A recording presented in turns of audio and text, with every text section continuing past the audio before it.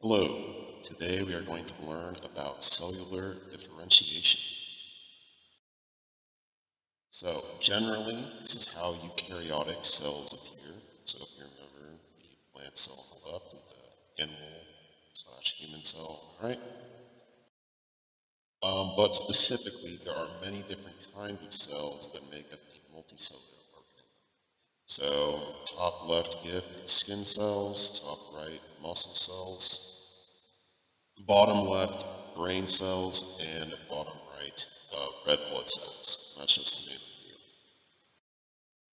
the deal. Some more information about multicellular organisms. So, multicellular organisms that are composed of cells with several different functions are more likely to survive than organisms composed of cells with few or one function. All right, that makes sense, right? If you can do more things, you can survive more situations. So even though there are different cells with different functions that make up a multicellular organism, all of the cells within this organism contain the same DNA. Okay? So how is that possible? That's what we're going to figure out. Also, you can see in that image there's some more examples of different kinds of cells. So how is it possible that all these cells have the same DNA but look and appear so different? So to keep an organism appearing and functioning a certain way, proteins must be continually produced to maintain this appearance and function.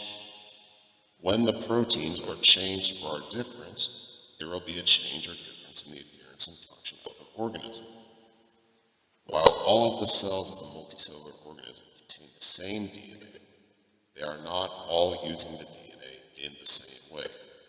From cell type to cell type, different sections or genes of DNA are read to make different proteins, which will ultimately result in different cells. So, for example, a brain cell or a nerve cell will be making different proteins to make a nerve cell than, say, a muscle cell will be using different parts of the DNA to make different proteins to make muscle cells.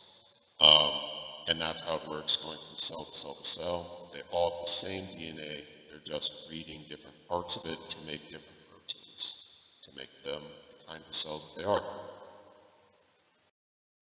So, stem cells. So before cells become specialized with a specific appearance and function, they first begin as stem cells. As particular regions of DNA are used to synthesize proteins, the stem cell will gradually become a specialized cell. This process is known as cellular differentiation. So stem cells can essentially, they have not become specialized yet, they're just a general kind of cell, but as they start producing specific proteins, then they become a specific cell, specific function. There's also a little excerpt about stem cells on the slide, but I will let you read on your own time. So some more about stem cells. How do they communicate? So stem cells know what kind of cell to become due to communication by proteins with other cells. Proteins embedded in the surface of cell membranes also allow cells to identify adjacent cells. We've talked about this briefly with homeostasis and how those proteins or hormones are sent as signals from one cell to another, and how there are receptor proteins that can receive signals. In the images on the right side, you can see some kinds of proteins that are embedded in the surface of the cell membrane, like the top right and the bottom middle image. The bottom right GIF is the same one that we've seen in the homeostasis as far as like receiving a signal. And then an example of like a signal that could be received would be, for example, to notify the RNA polymerase of what proteins to begin or stop synthesizing. So RNA polymerase, again, is the enzyme that works within transcription, part of protein synthesis. Polymerase as an enzyme, it's also a protein. So again, just a whole lot of things come back to proteins. And then this protein communication between cells is actually how life develops. So in the image on the left, you can see how we go from a collection of cells gradually becoming more and more specialized to become bone cells, to become cells that are part of your eyes, skin cells, muscle cells, all your organs. Okay? All of that communication between proteins and stem cells. Over time, cells becoming more and more specific. That is how life develops. Now, there are three main types of stem cells. They are totipotent, pluripotent, and multipotent.